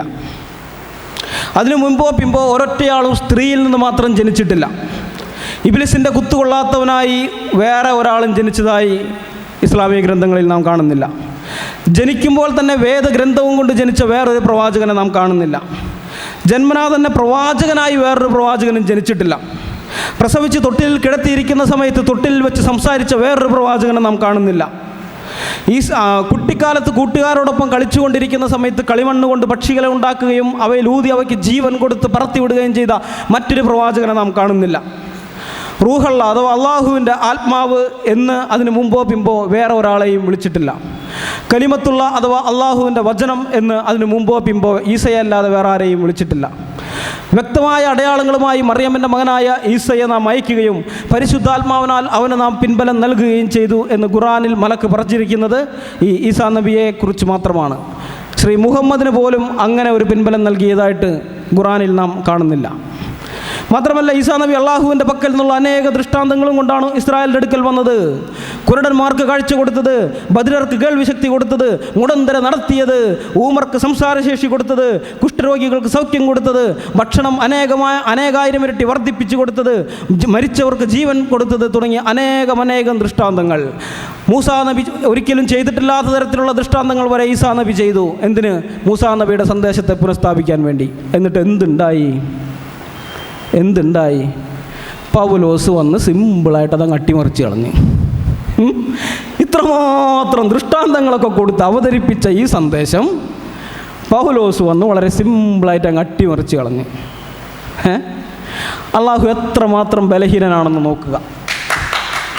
എൻ്റെ വാദമല്ല, അദ്ദേഹം പറയുന്നത് വെച്ച് ഞാൻ പറയുകയാണ്. എനിക്ക് മനസ്സിലായത് ഞാൻ പറയുകയാണ്. മഴ പോലെ വന്നത് എലി പോലെ പോയി എന്നൊക്കെ ഒരു കാരണന്മാർ പറയുന്നൊരു ചൊല്ലുണ്ടല്ലോ, ഏകദേശം അതുപോലെയാണ് എനിക്കിത് വായിച്ചപ്പോൾ തോന്നിയത്. ഇത്ര അത്യത്ഭുതകരമായ ദൃഷ്ടാന്തങ്ങൾ കൊടുത്തുകൊണ്ട് ഈസാ നബിയിലൂടെ അവതരിപ്പിച്ച സന്ദേശത്തെ പൗലോസ് എന്ന് പറയുന്ന വെറും ഒരു മനുഷ്യൻ, അരിഞ്ഞിട്ടാൽ വെയിലില്ലെങ്കിലും വാടിപ്പോകുന്ന ഇളം പുല്ലിന് തുല്യനായൊരു മനുഷ്യൻ, ആ മനുഷ്യൻ വന്ന് വളരെ സിമ്പിളായിട്ട് അങ്ങ് അട്ടിമറിച്ച് കളഞ്ഞത്രേ. ആരാണ് ശക്തൻ? പൗലോസ് അള്ളാഹു ആണോ, അതോ അള്ളാഹുവിൻ്റെ സന്ദേശത്തെ അട്ടിമറിച്ച് കളഞ്ഞ പൗലോസാണോ? നിങ്ങളൊന്ന് ചിന്തിച്ചു നോക്കുക. എനിക്ക് ഈ പുസ്തകം വായിച്ചപ്പോൾ മനസ്സിലായത്, സ്വന്തം സന്ദേശത്തെ പൗലോസിൻ്റെ കയ്യിൽ നിന്ന് സംരക്ഷിക്കാനുള്ള ത്രാണി പോലും ഇല്ലാത്തൊരു ദുർബലനാണ് അള്ളാഹു എന്ന് സ്ഥാപിക്കാൻ വേണ്ടിയാണ് ഇദ്ദേഹം പുസ്തകം എഴുതിയതെന്ന എനിക്കങ്ങനെ അത് വായിച്ചപ്പോൾ തോന്നിയത്. ആദ്യം തൗറാത്ത് മൂസാ നബിക്ക് കൊടുത്തു, അത് യഹൂദന്മാർ തിരുത്തി. പിന്നെ അത് തിരുത്തിയത് ശരിയാക്കാൻ വേണ്ടി ഈസാ നബിയെ അയച്ചു. ഈസാ നബിയിലൂടെ കൊടുത്ത സന്ദേശം പൗലോസ് എന്ന് പറയുന്ന മറ്റൊരു യഹൂദൻ തിരുത്തി. ചുരുക്കി പറഞ്ഞാൽ യഹൂദന്മാരുടെ കയ്യാൽ തിരുത്തപ്പെടാൻ വേണ്ടി മാത്രമുള്ളൊരു ജന്മമാണ് അള്ളാഹുവിൻ്റെ എന്നെങ്കിൽ ആരെങ്കിലും സംശയിച്ചു പോയാൽ അവരെ കുറ്റം പറയാൻ പറ്റുമോ? ഇങ്ങനെയൊക്കെയുള്ള കാര്യങ്ങളാണ് ആ പുസ്തകത്തിനകത്ത് നാം കാണുന്നത്. അതാണ് ഞാൻ ആദ്യമേ പറഞ്ഞത്, ഇത് ഇസ്ലാമിക വിശ്വാസത്തിന് തന്നെ എതിരായിട്ട് വരും, ഇസ്ലാമിയരുടെ വിശ്വാസത്തെ തന്നെ ഇത് ബാധിക്കുന്നൊരു കേസാണ്. ഇവിടെ എന്നെ കേട്ടുകൊണ്ടിരിക്കുന്ന മുസ്ലിം സുഹൃത്തുക്കളെ, നിങ്ങൾ വിശ്വസിക്കുന്ന അള്ളാഹു ഇത്രമാത്രം ദുർബലനല്ല എന്നാണ് നിങ്ങളുടെ വിശ്വാസമെങ്കിൽ, നിങ്ങൾ അങ്ങനെയാണ് വിശ്വസിക്കുന്നതെങ്കിൽ, ഈ പുസ്തകത്തെ പിൻവലിക്കാൻ വേണ്ടിയല്ലേ നിങ്ങൾ ശ്രമിക്കേണ്ടത്? ഈ പുസ്തകത്തെ കൊണ്ടാടാനാണോ ശ്രമിക്കേണ്ടത്? പൗലോസിൻ്റെ കയ്യിൽ നിന്ന് തൻ്റെ സ്വന്തം സന്ദേശത്തെ സംരക്ഷിക്കാൻ പോലുള്ള ശക്തിയില്ലാത്തൊരു ദൈവമാണ് ഞാൻ വിശ്വസിക്കുന്ന അള്ളാഹു എന്ന് സ്ഥാപിക്കാൻ വേണ്ടി ഒരാൾ പുസ്തകം എഴുതുമ്പോൾ ആ പുസ്തകത്തെ കൊണ്ടാടുന്നത് നിങ്ങൾക്ക് അപമാനമല്ലേ? അല്ലേ? അത് പിൻവലിപ്പിക്കുകയല്ലേ വേണ്ടത്? അത് ചെയ്യുകയുണ്ടായില്ല. ഏതായാലും ഞങ്ങൾ പൗലോസിൻ്റെ സന്ദേശത്തെ ഒറ്റയ്ക്ക് നട്ടിമറിച്ചെന്ന് പറയപ്പെടുന്ന പൗലോസിനെ കൂടുതൽ ശക്തനായി പരിഗണിക്കുന്നു. അദ്ദേഹത്തിൻ്റെ വാക്കുകൾ ഞങ്ങൾ വിശ്വസിക്കുന്നു. അദ്ദേഹത്തിൻ്റെ വാക്കുകൾ ദൈവത്തിൽ നിന്നുള്ള, സത്യ ദൈവത്തിൽ നിന്നുള്ള വാക്കുകളായി തന്നെ ഞങ്ങൾ പരിഗണിക്കുന്നു. അതെ, ഞങ്ങളത് വിശ്വസിക്കുന്നു. ഒരു ചോദ്യം കൂടി ഇതിനോടുള്ള ബന്ധത്തിലുണ്ട്. പൗലോസിൻ്റെ കയ്യിൽ നിന്ന് തൻ്റെ സ്വന്തം സന്ദേശത്തെ സംരക്ഷിക്കാനുള്ള ശക്തിയില്ലാത്ത അള്ളാഹു ഈ പൗലോസിനേക്കാളും ശക്തനായ ഇബ്ലീസിൻ്റെ കയ്യിൽ നിന്ന് എങ്ങനെയാണ് ഒരു മുസ്ലിമിൻ്റെ ജീവനോ ആത്മാവോ ഒക്കെ സംരക്ഷിക്കുന്നത്? എന്തുറപ്പിൻ്റെ പുറത്താണ് ഒരു മുസ്ലിം തൻ്റെ ജീവൻ അള്ളാഹുവിൻ്റെ കയ്യിൽ പരമേൽപ്പിക്കേണ്ടത്? പൗലോസിൻ്റെ കയ്യിൽ നിന്ന് സംരക്ഷിക്കാൻ പറ്റില്ല, പിന്നെയാണോ ഇബ്ലീസിൻ്റെ കയ്യിൽ നിന്ന് സംരക്ഷിക്കാൻ പോകുന്നത്? ഈ പുസ്തകത്തെ അവലോകനം ചെയ്യുമ്പോൾ ഇതുപോലെയുള്ള ധാരാളം കാര്യങ്ങൾ നമുക്ക് ചോദിക്കേണ്ടതായിട്ട് വരും. ഏതായാലും ബൈബിളിലെ സത്യദൈവം ഈ വിധം ദുർബലനല്ലെന്ന് മാത്രമല്ല, അവൻ സർവശക്തനും സർവജ്ഞാനിയും അത്യുന്നതനുമാകയാൽ പണ്ട് പിതാക്കന്മാരിലൂടെയും പ്രവാചകന്മാരിലൂടെയും ഭാഗമായി വിവിധമായി നൽകപ്പെട്ട തൻ്റെ സന്ദേശങ്ങളുടെ പൂർണ്ണതയായി അന്ത്യകാലത്ത് തൻ്റെ ഏകജാതനായ പുത്രനിലൂടെ അവതരിപ്പിച്ചിരിക്കുന്ന ആ നിസ്തുല്യമായ സന്ദേശത്തെ, ആ സുവിശേഷത്തിന് ഒരു ഗ്ലാനിയും സംഭവിക്കുവാൻ, അതിലൊരു വള്ളിയോ പുള്ളിയോ നീങ്ങിപ്പോകുവാൻ പോലും അവൻ അനുവദിക്കുന്നതല്ല. തൻ്റെ സഭയെ അത്യന്തം മുടിക്കുവാൻ എരിവേറി നടന്ന ശൗൽ എന്ന പരീശ പ്രമാണിയെ പിടിച്ച് തനിക്ക് വേണ്ടി കഷ്ടങ്ങളും അപമാനവും സഹിക്കുവാനുള്ള ഒരു പാത്രമാക്കി തീർത്തതും ഇതേ അത്യുന്നതനായ ദൈവം തന്നെയാകുന്നു. അതുകൊണ്ട് തന്നെ ഞങ്ങൾ ആ ദൈവത്തിൽ വിശ്വസിക്കുന്നു. ഞങ്ങളുടെ ദൈവം ദുർബലനായ ഒരു ദൈവമല്ല, തൻ്റെ സന്ദേശത്തെ സംരക്ഷിക്കുവാൻ ശക്തിയുള്ള ഒരു ദൈവമാകുന്നു. ഇനി നമുക്ക് അദ്ദേഹത്തിൻ്റെ പുസ്തകത്തിലുള്ള ചില അവകാശവാദങ്ങളിലേക്ക് കടക്കാം. അദ്ദേഹം എഴുതിയിരിക്കുന്ന ചില കാര്യങ്ങളുണ്ട്. അദ്ദേഹം എഴുതിയിരിക്കുകയാണ്, അദ്ദേഹത്തിൻ്റെ ഈ പുസ്തകത്തിൻ്റെ 124-ാമത്തെ പേജിൽ അദ്ദേഹം എഴുതിയിരിക്കുന്നു, നിരക്ഷരനെങ്കിലും താരതമ്യമില്ലാത്ത സ്വഭാവ വൈശിഷ്ട്യത്താൽ ജനങ്ങളുടെ ഹൃദയം കവർന്ന സംസ്കാര സമ്പന്നനായിരുന്നു മുഹമ്മദ് എന്ന് അദ്ദേഹം എഴുതിയിട്ടുണ്ട്. ഇത് സാധാരണഗതിയിൽ ഇസ്ലാമിക ഗ്രന്ഥങ്ങൾ നോക്കിക്കഴിഞ്ഞാൽ ഇതിനേക്കാൾ കൂടുതൽ അവകാശവാദങ്ങൾ ശ്രീ മുഹമ്മദിനെ കുറിച്ച് അവർ പറഞ്ഞിരിക്കുന്നത് കാണാം. ഞങ്ങളത് വായിച്ചിട്ട് അതിനെതിരൊന്നും ഞങ്ങളൊന്നും പറയാനും പോകാറുമില്ല. കാരണം അവരുടെ വിശ്വാസം അവരെഴുതുന്നു, അവർ പ്രചരിപ്പിക്കുന്നു, ആയിക്കോട്ടെ, അതിനുള്ള സ്വാതന്ത്ര്യം ഇന്ത്യൻ ഭരണഘടന അവർക്ക് നൽകിയിട്ടുണ്ട്. പക്ഷേ ഇപ്പോൾ ഈ അവകാശവാദത്തെ ഞങ്ങൾ എന്തുകൊണ്ട് പരിശോധനയ്ക്ക് വിധേയമാക്കുന്നു എന്ന് ചോദിച്ചാൽ, ഈ പുസ്തകത്തിൽ പൗലോസ് വ്യാജനാണ്, കള്ളനാണ്, പിശാചിൽ നിന്നുള്ളവനാണെന്നൊക്കെ അദ്ദേഹം പറയുന്നത് കൊണ്ടാണ്. പൗലോസ് വ്യാജനാണെന്നും പകരം വന്ന മുഹമ്മദ് ഇങ്ങനെയുള്ളതാണെന്നൊക്കെ അദ്ദേഹം പറയുമ്പോൾ നമ്മൊന്ന് പരിശോധിച്ച് നോക്കണ്ടേ ഈ പറഞ്ഞ കാര്യം സത്യം തന്നെയാണോ എന്ന്? ഞാൻ ചില ഹദീസുകൾ ഇനി വായിക്കാം. അനസ് ഇബ്നു മാലിക് നിവേദനം, നബി ബദറിൽ കൊല്ലപ്പെട്ടവരെ 3 ദിവസം ഉപേക്ഷിച്ചു. പിന്നീട് അവരുടെ അടുക്കൽ ചെന്നിട്ട് അവരെ വിളിച്ചു കൊണ്ട് പറഞ്ഞു, അല്ലയോ അബൂ ജഹൽ ബിൻ ഹിഷാം, അല്ലയോ ഉമയ്യത്ത് ബിൻ ഗലഫ്, അല്ലയോ ഉത്ബത്ത് ബിൻ റബിയ, അല്ലയോ ഷൈബത്ത് ബിൻ റബിയ, നിങ്ങളുടെ രക്ഷിതാവ് നിങ്ങളോട് വാഗ്ദാനം ചെയ്തത് നിങ്ങൾ സത്യമായി കണ്ടില്ലേ? എനിക്ക് എൻ്റെ രക്ഷിതാവ് വാഗ്ദാനം ചെയ്തത് ഞാൻ സത്യമായി കണ്ടു. അപ്പോൾ ഉമർ പ്രവാചകൻ്റെ വാക്ക് കേട്ടു. അദ്ദേഹം ചോദിച്ചു, അല്ലാഹുവിൻ്റെ ദൂതരെ, എങ്ങനെയാണ് അവർ ഉത്തരം നൽകുക? അവർ ശവങ്ങളായി തീർന്നില്ലേ? അവർ മരിച്ചു പോയില്ല, അവർ ശവങ്ങളായി കിടക്കുകയല്ലേ? നബി പറഞ്ഞു, എൻ്റെ ആത്മാവ് ആരുടെ കയ്യിലാണോ അവൻ തന്നെയാണ് സത്യം. നിങ്ങൾ ഞാൻ പറയുന്നത് അവരെക്കാൾ കേൾക്കുന്നവരല്ല, പക്ഷെ അവർക്ക് ഉത്തരം നൽകാൻ സാധിക്കുകയില്ല. പിന്നീട് അവരെ വലിച്ച് ബദറിലെ പൊട്ടക്കിണറ്റിടാൻ കൽപ്പിച്ചു. സ്വഹീഹ് മുസ്ലിം വാല്യം 3 ഭാഗം 51 ഹദീസ് നമ്പർ 77. ഇത് ഞാൻ മലയാളം കൊണ്ടുവന്നിട്ടുണ്ട്, മലയാളം തർജ്ജമയിൽ നിന്ന് ഉദ്ധരിക്കുന്നതാണ്. ഇംഗ്ലീഷ് റെഫറൻസ് പറയാം. സ്വഹീഹ് മുസ്ലിം ബുക്ക് 40 ഹദീസ് നമ്പർ 6869. ഈ കൊല്ലപ്പെട്ട കൂട്ടരാണ് വർഷങ്ങൾക്ക് മുൻപ് അദ്ദേഹം മക്കയിലായിരുന്ന സമയത്ത് അദ്ദേഹത്തിൻ്റെ കഴുത്തിൽ ഒട്ടകത്തിൻ്റെ കുടൽമാല കൊണ്ടുവന്നിട്ടതെന്ന് വേറെ ഹദീസുകളിൽ കാണാം. അത് കഴിഞ്ഞ് 10 കൊല്ലം കഴിഞ്ഞിട്ടാണ് ബദർ യുദ്ധം നടക്കുന്നത്. 10 കൊല്ലം മുൻപാണ് അദ്ദേഹത്തിൻ്റെ കഴുത്തിൽ ഒട്ടകത്തിൻ്റെ കുടൽമാല കൊണ്ടിട്ടു. 10 കൊല്ലം കഴിഞ്ഞ് ബദർ യുദ്ധം നടന്നപ്പോൾ ഇവരൊക്കെ കൊല്ലപ്പെട്ട് കഴിഞ്ഞപ്പോൾ 3 ദിവസം അവരുടെ ശവം അടക്കം ചെയ്യാതെ ആ മരുഭൂമിയിലങ്ങ് ഇട്ടു. 3-ാം ദിവസം വന്നിട്ട് ആ ശവങ്ങളെ പരിഹസിക്കുന്ന രംഗമാണ് നാം കണ്ടത്. ഇങ്ങനെയുള്ള ഒരാൾ എങ്ങനെയാണ് താരതമ്യമില്ലാത്ത സ്വഭാവ വൈശിഷ്ട്യമുള്ള സംസ്കാര സമ്പന്നനാകുന്നതെന്ന് മുഹമ്മദ് ഈസ ഉത്തരം പറയണം. അദ്ദേഹത്തിന് എന്തുകൊണ്ട് ഇങ്ങനെയുള്ള ഇപ്രകാരമുള്ള ഒരാളാണെന്ന് അദ്ദേഹത്തിന് തോന്നി എന്നുള്ളതാണ് ഞങ്ങളുടെ ചോദ്യം. വീണ്ടും അദ്ദേഹത്തിൻ്റെ പുസ്തകത്തിൽ 129 അദ്ദേഹം പറയുന്നു, മുഹമ്മദ് മാനവരിൽ മഹോന്നതൻ.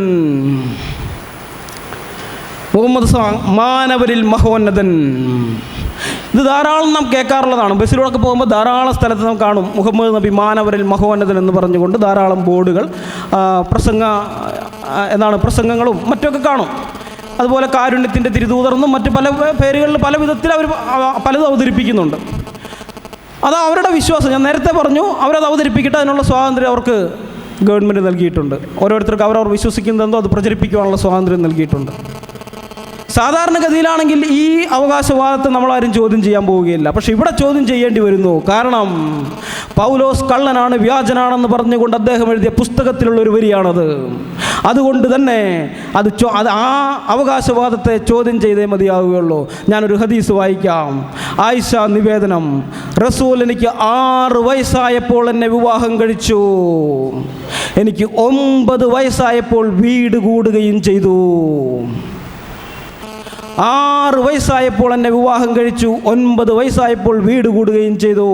ആയിഷ പറയുന്നു, ആ വീട് കൂടുന്ന സന്ദർഭം എങ്ങനെയുള്ളതാണെന്നാണ് പിന്നെ പറയുന്നത് ഹദീസിൽ. ഞാൻ പനി ബാധിച്ച് 1 മാസം സുഖമില്ലാതായി. തലമുടി കൊഴിഞ്ഞു പോയ ശേഷം ചെറിയ മുടികൾ തലയിൽ ധാരാളം നിറഞ്ഞു. അങ്ങനെ ഉമ്മുറുമാന എന്ന് പറയുന്നത് ആയിഷയുടെ മാതാവാണ്. ഉമ്മുറുമാന എൻ്റെ അടുത്ത് വന്നു. അപ്പോൾ ഞാൻ എൻ്റെ കൂട്ടുകാരികളോടൊപ്പം ഊഞ്ഞാലാടി കളിക്കുകയായിരുന്നു.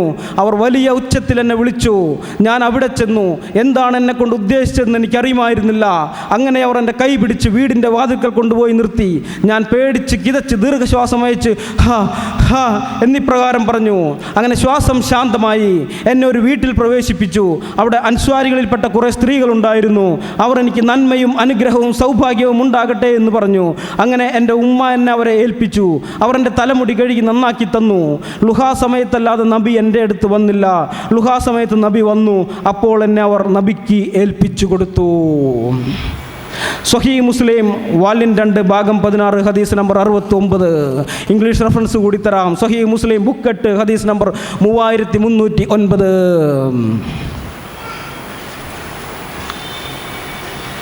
എൻ്റെ കൈവശമിരിക്കുന്ന ഈ പുസ്തകം, ഇത് സയ്യിദ് സുലൈമാൻ നദ്വി രചിച്ച ഉമ്മുൽ മുഅ്മിനീൻ ആയിഷ എന്ന ഗ്രന്ഥമാണ്. ഇത് MP അബ്ദുൾ റഹ്മാൻ കുരിക്കൾ മലയാളത്തിലേക്ക് പരിഭാഷപ്പെടുത്തി ഇസ്ലാമിക് പബ്ലിഷിംഗ് ഹൗസ് പ്രസിദ്ധീകരിച്ചതാണ്. ഈ പുസ്തകത്തിൽ പറയുന്നതനുസരിച്ച്, ഈ പുസ്തകത്തിൻ്റെ 31-ാമത്തെ പേജിൽ പറയുന്നത് ആയിഷയുടെ ജനനം AD 514 ജൂലൈ മാസത്തിലാണ്. AD 514 ജൂലൈ മാസത്തിൽ. ആയിഷയുടെ വിവാഹം AD 520 മെയ് മാസത്തിലാണ്. 514 ജൂലൈ മാസത്തിൽ ജനിച്ചു, 520 മെയ് മാസത്തിൽ വിവാഹം. നിങ്ങളൊന്ന് കണക്ക് കൂട്ടി നോക്കുക. 6 വയസ്സ് തികഞ്ഞിട്ടില്ല സഹോദരങ്ങളെ, 6 വയസ്സ് തികഞ്ഞിട്ടില്ല. 5 വയസ്സും 10 മാസവും മാത്രം പ്രായം. അങ്ങനെയുള്ള ഒരാളെ വിവാഹം എത്ര വയസ്സിൽ? 51 വയസ്സ്. ആ സമയത്ത് ശ്രീ മുഹമ്മദിൻ്റെ പ്രായം 51 വയസ്സാണ്.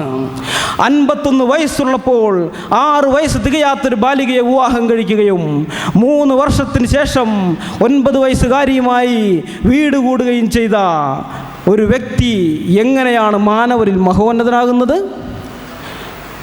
ഈ മാതൃക ഇന്ന് ഇവിടെ ആരെങ്കിലും പിന്തുടർന്നാൽ എന്തായിരിക്കും അവൻ്റെ അവസ്ഥ? അവൻ ജയിലഴി എണ്ണേണ്ടി വരില്ലേ? ഇല്ലേ? ഞാനിപ്പോൾ നിങ്ങളുടെ ശ്രദ്ധ ബൈബിളിലേക്ക് തിരിക്കുകയാണ്. മർക്കോസിൻ്റെ സുവിശേഷം 5-ാം അധ്യായത്തിൽ പള്ളിപ്രമാണിയായ യായിറോസിൻ്റെ മകൾ, അവൾക്ക് 12 വയസ്സായിരുന്നു എന്ന് എടുത്തു പറഞ്ഞിട്ടുണ്ട്. യായിറോസിൻ്റെ മകൾ രോഗിയായി കിടക്കുമ്പോൾ കർത്താവിൻ്റെ അടുത്തേക്ക് വരുന്നതും, കർത്താവിൻ്റെ അടുത്തേക്ക് യായിറോസ് വരുന്നു. കർത്താവ് യായിറോസിൻ്റെ വീട്ടിലേക്ക് പോകുന്ന വഴിക്ക് തന്നെ ആൾക്കാർ വന്ന് പറഞ്ഞു, കുഞ്ഞ് മരിച്ചുപോയി, ഇനി ഗുരുവിനെ അസഹ്യപ്പെടുത്തണ്ട.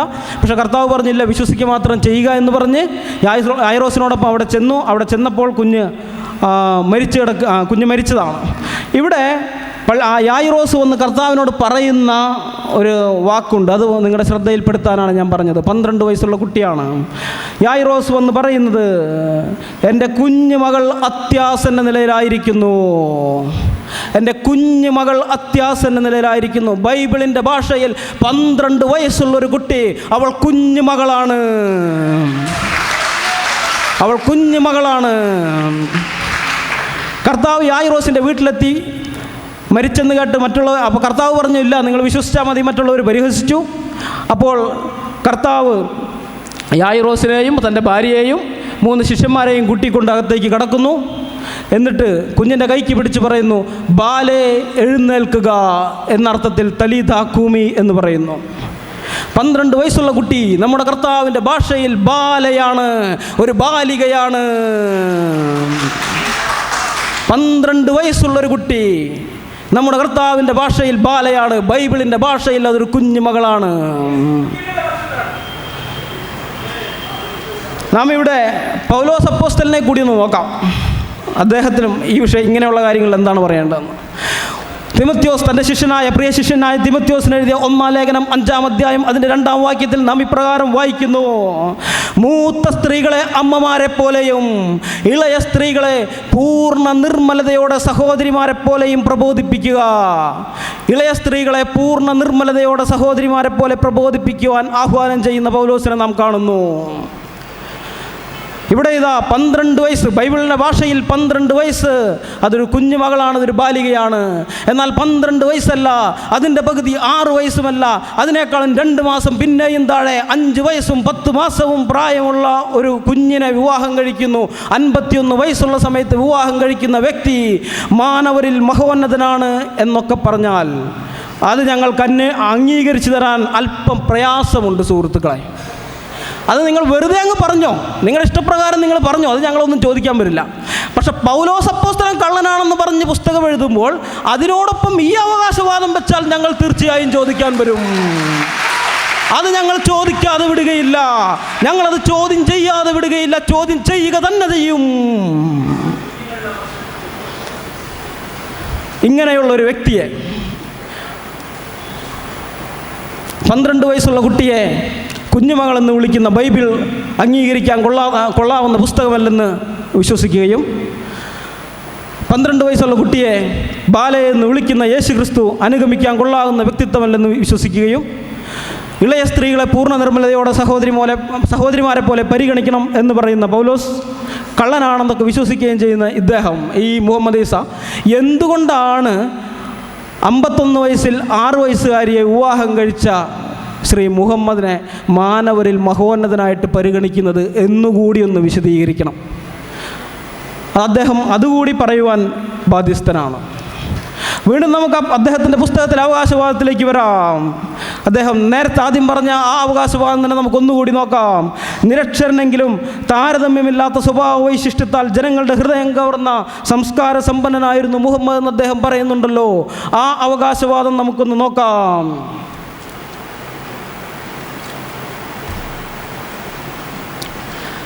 മദീനയ്ക്കടുത്തുണ്ടായിരുന്ന ഒരു യഹൂദ ഗോത്രമായിരുന്നു ബനു ഖുറൈദ എന്ന് പറയുന്നത്. ബനു ഖുറൈദ എന്നൊരു ഗോത്രം, അത് യഹൂദ ഗോത്രമാണ്. ഈ യഹൂദ ഗോത്രത്തെ ഇസ്ലാമിക സൈന്യം ഉപരോധിച്ചു. അവിടെയുള്ളവർക്ക് ഭക്ഷണമൊന്നും കിട്ടാതെ പട്ടിണിയായി. കുഞ്ഞുങ്ങളെല്ലാം വളരെ വിശന്ന് കരയുകയും മനുഷ്യർ ഓരോരുത്തരെയൊക്കെ പിടിച്ച് ഭക്ഷിക്കുകയൊക്കെ ചെയ്യുന്ന, മനുഷ്യരെ തന്നെ പിടിച്ച് ഭക്ഷിക്കുകയൊക്കെ ചെയ്യുന്നൊരവസ്ഥയിലേക്ക് വന്നു.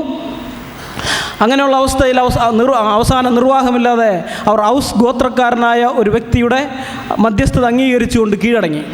അപ്പോൾ കീഴടങ്ങുന്നതിന് മുമ്പേ അവർ പറയുന്നുണ്ട്, മുഹമ്മദേ, ഞങ്ങൾ ഇത് വിട്ട് പൊക്കോളാം, ഞങ്ങളുടെ വാഹനമൃഗങ്ങളുടെ പുറത്ത് കയറ്റാൻ പറ്റാവുന്നത്ര മുതൽ അത് മാത്രം കയറ്റി ഞങ്ങൾ പൊക്കോളാം, ബാക്കി ഞങ്ങളുടെ തോട്ടങ്ങളെല്ലാം ബാക്കിയെല്ലാം ഞങ്ങളിവിടെ ഉപേക്ഷിക്കുന്നു, നിങ്ങളതെടുത്തോ, ഞങ്ങളെ പോകാൻ അനുവദിക്കണമെന്ന് പറഞ്ഞു.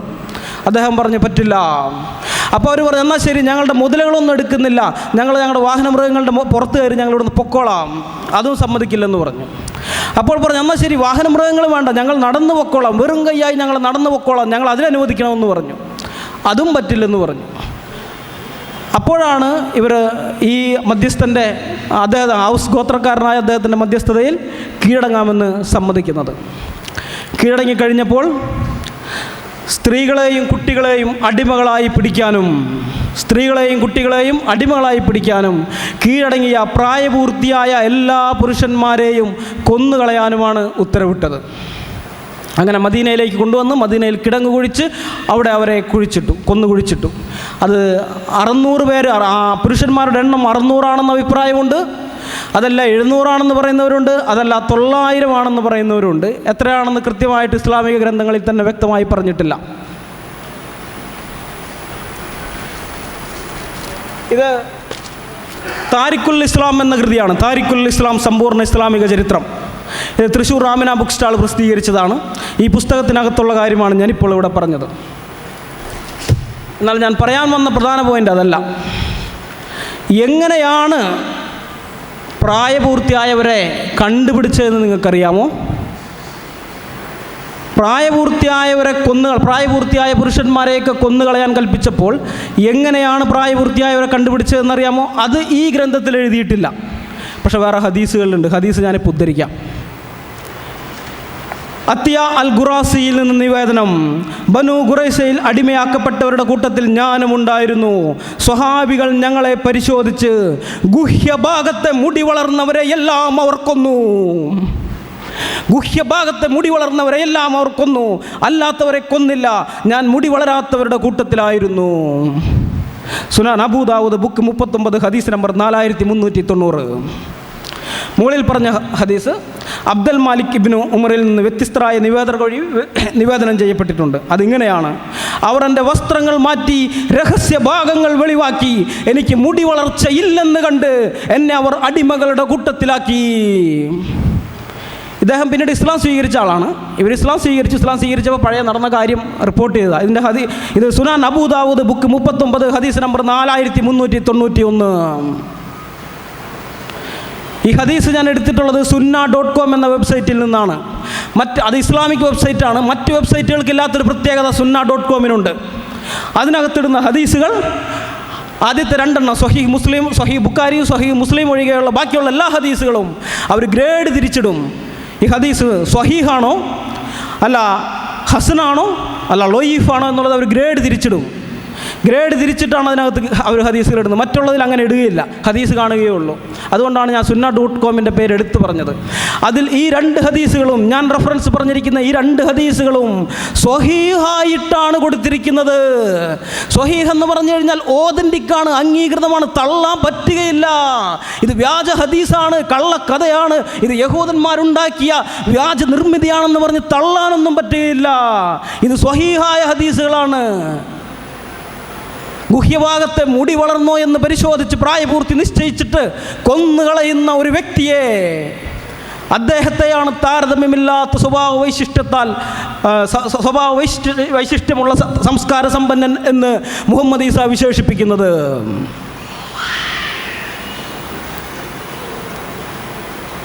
ഇതൊക്കെ വെറുതെ അങ്ങ് പറഞ്ഞു പോയാൽ പോരായിരുന്നു. വെറുതെ പൗലോസ് അപ്പോസ്തലനൊക്കെ അതിനകത്ത് എടുത്തിട്ടുണ്ട്. വല്ല കാര്യം ഉണ്ടായിരുന്നോ? അതിട്ടത് കൊണ്ടല്ലേ ഞങ്ങൾക്ക് ഇത് പറയാൻ വരുന്നത്. ഈ ഹദീസുകളൊക്കെ ഞങ്ങളുടെ കൈവശം കിട്ടിയിട്ട് കൊല്ലങ്ങൾ എത്ര ആയെന്നറിയാമോ? ഈ പുസ്തകങ്ങളൊക്കെ വർഷങ്ങൾക്ക് മുമ്പേ ഞങ്ങളുടെ കൈവശം കിട്ടിയതാണ്. ഞങ്ങൾ ഇതിനു മുമ്പ് എപ്പോഴെങ്കിലും ഈ ഹദീസുകളൊക്കെ ഉദ്ധരിച്ചിട്ടുണ്ടോ? അത് ഉദ്ധരിക്കേണ്ട ആവശ്യമില്ല. അല്ലാതെ തന്നെ ഞങ്ങൾക്ക് പലതും കൊണ്ട് ഖണ്ഡിക്കാൻ. പക്ഷേ ഇങ്ങനെ പൗലോസ് അപ്പോസ്തലനൊക്കെ അങ്ങ് ആക്രമിച്ച് പുസ്തകം എഴുതുക മാത്രമല്ല അതേ കാര്യം പ്രസംഗ പരമ്പരയായിട്ട് നടത്തുകയൊക്കെ ചെയ്യുമ്പോൾ ഞങ്ങൾക്ക് ഇങ്ങനെയുള്ള ഹദീസുകളും വെളിയിലേക്ക് കൊണ്ടുവരേണ്ടി വരും. ഞങ്ങളത് കൊണ്ടുവരികയും ചെയ്യും.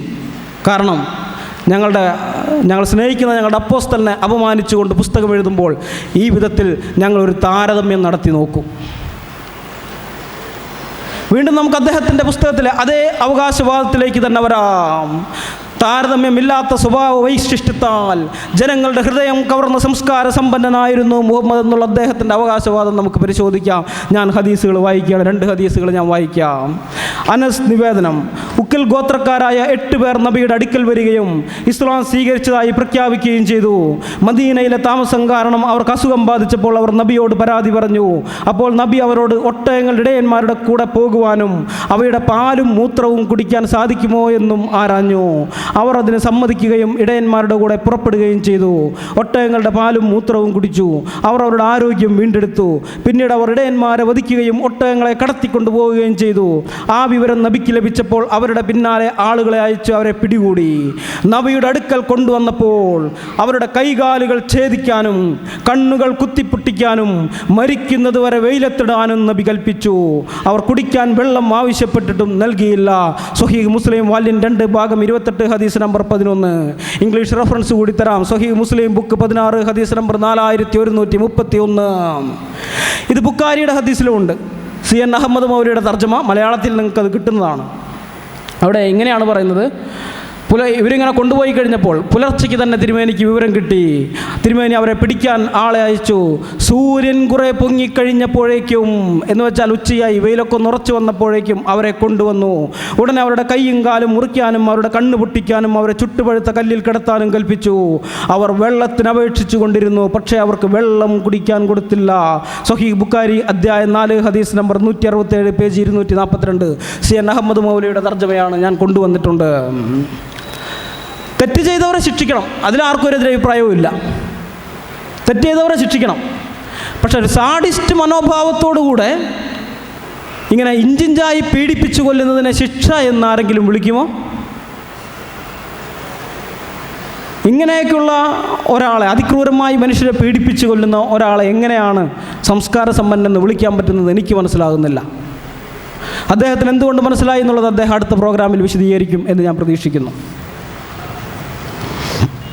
ഏതായാലും പൗലോസ് വ്യാജനാണ്, കള്ളനാണ്, പിശാചിൽ നിന്നുള്ളവനാണ് എന്നൊക്കെ വാദിക്കുന്ന മുഹമ്മദ് ഈസ, താങ്കൾ ഈ ഹദീസുകളൊക്കെ ഒന്ന് വായിച്ചു നോക്കണം.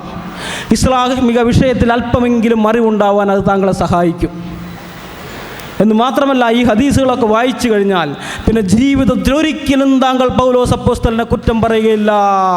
പൗലോസ് അപ്പോസ്തലനെതിരെ താങ്കൾ ഒരക്ഷരം പോലും സംസാരിക്കുകയില്ല. ഞാനത് 100% ഉറപ്പ് തരാം.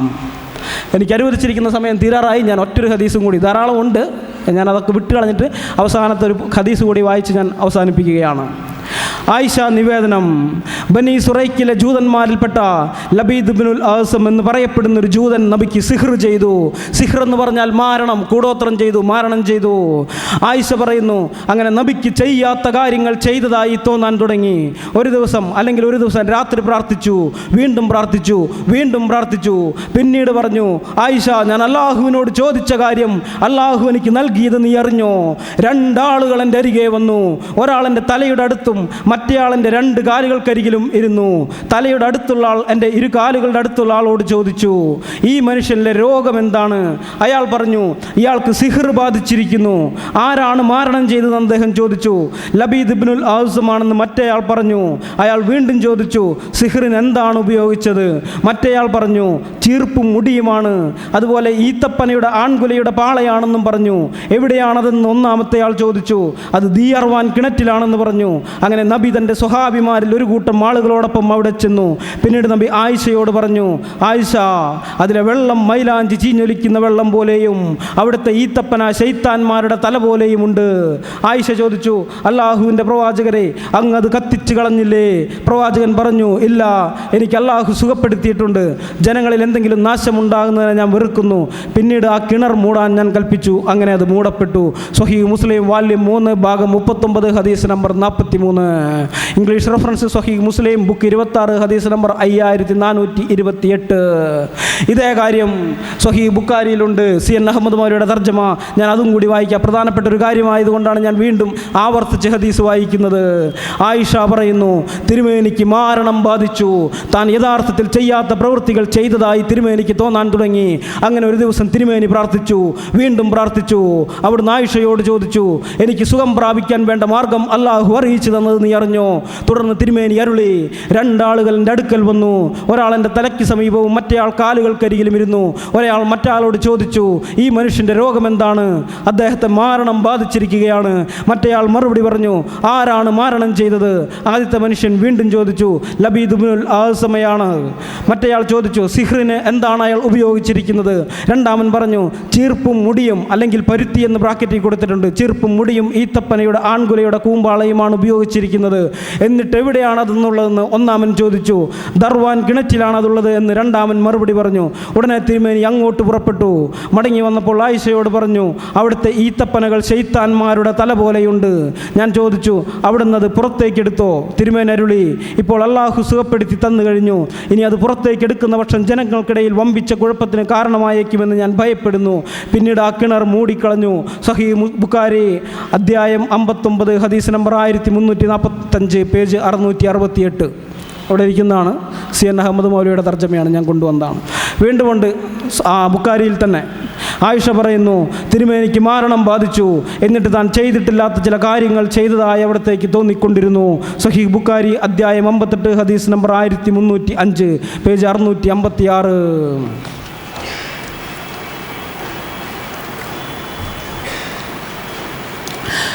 ശ്രീ മുഹമ്മദിന് മാരണം ബാധിച്ചു എന്ന് ജനങ്ങൾ പറഞ്ഞതായി ഖുർആനിലുമുണ്ട്. സൂറ 25:8 മാരണം ബാധിച്ച ഒരാളെ മാത്രമാകുന്നു നിങ്ങൾ പിൻപറ്റുന്നതെന്ന് അവിടുത്തെ ജനങ്ങൾ പറഞ്ഞതായി ഖുർആനിൽ രേഖപ്പെടുത്തിയിരിക്കുന്നു. ന്യായപ്രമാണം തിരുത്തിയെന്ന് ശ്രീ മുഹമ്മദ് ഈസ ആരോപിക്കുന്ന പൗലോസ് അപ്പോസ്തലൻ ദുരാത്മാക്കളെ പുറത്താക്കിയപ്പോൾ ന്യായപ്രമാണം പുനഃസ്ഥാപിക്കാൻ വന്നു എന്ന് മുഹമ്മദ് ഈസ അവകാശപ്പെടുന്ന ശ്രീ മുഹമ്മദ് ഈസ കൂടോത്രത്തിന് വിധേയനായി, മാരണത്തിന് വിധേയനായി, ദുരാത്മാവിന് വിധേയനായി ജീവിക്കേണ്ടുന്ന ഗതികേടിലെത്തിയിരിക്കുകയാണ്. എന്തുകൊണ്ടാണ് ന്യായപ്രമാണം തിരുത്താൻ വന്ന പൗലോസിന് ഭൂതങ്ങളുടെ മേൽ അധികാരമുണ്ടായതെന്നും ദുരാത്മാക്കളുടെ മേൽ അധികാരമുണ്ടായതെന്നും, എന്തുകൊണ്ടാണ് ന്യായപ്രമാണം പുനഃസ്ഥാപിക്കാൻ വന്നു എന്ന് മുഹമ്മദ് ഈസ അവകാശപ്പെടുന്ന മുഹമ്മദിന് ആ അധികാരമില്ലാതെ പോയതെന്നും അദ്ദേഹം വിശദീകരിക്കും എന്ന് ഞാൻ പ്രതീക്ഷിക്കുന്നു. താങ്കൾ അതിന് മറുപടി പറയേണ്ടി വരും. മാത്രമല്ല, ഈ ഹദീസുകൾ 3ലും ആയിഷ പറയുന്ന ഒരു പ്രത്യേക കാര്യം നിങ്ങൾ പ്രത്യേകമായിട്ട് ശ്രദ്ധിക്കണം. മാരണം ബാധിച്ചപ്പോൾ താൻ യഥാർത്ഥത്തിൽ ചെയ്യാത്ത കാര്യങ്ങൾ ചെയ്തതായി നബിക്ക് തോന്നാൻ തുടങ്ങിയെന്നാണ് ആയിഷ പറയുന്നത്. ചെയ്യാത്ത കാര്യങ്ങൾ ചെയ്തതായി നബിക്ക് തോന്നാൻ തുടങ്ങിയെന്ന്. മാരണം ബാധിച്ച ആൾക്ക് ഇല്ലാത്ത കാര്യങ്ങൾ ഉണ്ടെന്നും ഉള്ള കാര്യമില്ല എന്നൊക്കെ തോന്നുന്നത് സ്വാഭാവികമാണ്. കാരണം പലരുടെ അനുഭവങ്ങൾ ഞാൻ കേട്ടിട്ടുണ്ട്. അങ്ങനെയൊക്കെയുള്ള പല തോന്നലുകളും ഉണ്ടാവും. അപ്പോൾ അദ്ദേഹത്തിന് അങ്ങനെ കുറേ തോന്നലുകൾ, എന്തൊക്കെയാണ് അദ്ദേഹത്തിനുണ്ടായ തോന്നലുകൾ? എന്തൊക്കെയാണ് അദ്ദേഹത്തിന് തോന്നലുകളുണ്ടായത്? ഞാൻ ചിലത് പറയാം. അദ്ദേഹത്തിന് അങ്ങനെ തോന്നിയ കാര്യങ്ങളൊക്കെ ഖുർആനിൽ എഴുതി വെച്ചിട്ടുണ്ടല്ലോ. ഞാൻ പറയാം. യേശു ക്രിസ്തു ദൈവമല്ല എന്ന് അദ്ദേഹത്തിന് തോന്നി. യഥാർത്ഥത്തിൽ യേശു ക്രിസ്തു ദൈവമാണ്, സത്യദൈവവും നിത്യജീവനുമാണ്. പക്ഷെ അദ്ദേഹത്തിന് തോന്നി, മരണം ബാധിച്ച സമയത്ത് തോന്നി യേശു ക്രിസ്തു ദൈവമല്ല എന്ന്. അത് അദ്ദേഹം പറഞ്ഞു, ഖുർആനിൽ അത് രേഖപ്പെടുത്തി വെച്ചു. യേശു ക്രിസ്തു ദൈവപുത്രനല്ല എന്ന് അദ്ദേഹത്തിന് തോന്നി, അത് ഖുർആനിൽ രേഖപ്പെടുത്തി വെച്ചു. യേശു ക്രിസ്തു ക്രൂശിക്കപ്പെട്ടിട്ടില്ല എന്ന് അദ്ദേഹത്തിന് തോന്നി, അത് അദ്ദേഹം ചൊല്ലി ഖുർആനിൽ അത് രേഖയാക്കി വന്നു. യേശു ക്രിസ്തു മരിച്ചിട്ടില്ല എന്ന് അദ്ദേഹത്തിന് തോന്നി, മരണം ബാധിച്ച സമയത്തുണ്ടായ തോന്നലുകളാണ് അദ്ദേഹത്തിന് തോന്നി, അത് ഖുർആനിൽ രേഖയായിട്ട് വന്നു. യേശു ക്രിസ്തു ഉയർത്തെഴുന്നേറ്റിട്ടില്ല എന്ന് അദ്ദേഹത്തിന് തോന്നി, അത് ഖുർആനിൽ രേഖയായിട്ട് വന്നു. ഇങ്ങനെ എണ്ണിയാലൊടുങ്ങാത്ത തോന്നലുകൾ, അത് മാത്രമാണ് ഇതെല്ലാം. മരണം ബാധിച്ച സമയത്തുണ്ടായ വെറും തോന്നലുകൾ മാത്രമാണിതെല്ലാം. അല്ലാതെ സത്യവുമായി അവയ്ക്ക് യാതൊരു ബന്ധവുമില്ല. ചരിത്ര വസ്തുതകളുമായി, ചരിത്ര സത്യങ്ങളുമായി ഇവയ്ക്ക് യാതൊരു ബന്ധവുമില്ല. യേശു ക്രിസ്തു സത്യദൈവവും നിത്യജീവനുമാകുന്നു. അവൻ പാപികളെ രക്ഷിക്കാൻ ഭൂമിയിലേക്ക് വന്നു എന്നുള്ളത് വിശ്വാസവും എല്ലാവരും അംഗീകരിപ്പാൻ യോഗ്യവുമായ സത്യവചനം തന്നെയാകുന്നു. അവൻ തൻ്റെ ശരീരത്തിൽ നമ്മുടെ പാപങ്ങളെ ചുമന്നുകൊണ്ട്, മനുഷ്യവർഗത്തിൻ്റെ പാപം ഏറ്റെടുത്തുകൊണ്ട് ക്രൂശിന്മേൽ കയറി എന്നുള്ളത് സത്യവചനം തന്നെയാകുന്നു.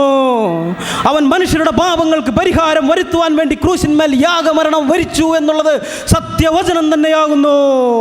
തന്നിൽ വിശ്വസിക്കുന്നവരുടെ നീതീകരണത്തിന് വേണ്ടി 3-ാം ദിവസം അവൻ ഉയർത്തെഴുന്നേറ്റു എന്നുള്ളത് അത് സത്യവചനം തന്നെയാകുന്നു.